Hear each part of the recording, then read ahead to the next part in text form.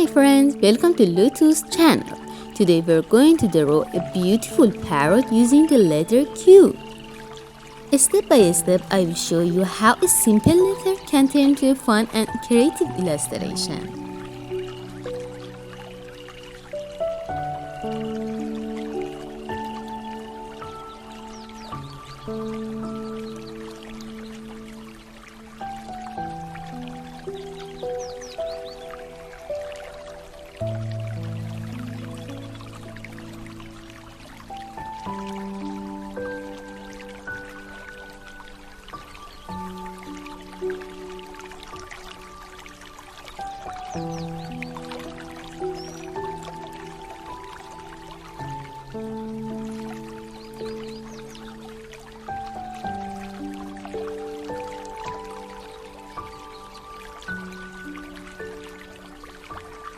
If you enjoyed this video, don't forget to like, leave a comment and subscribe so you won't miss the next videos.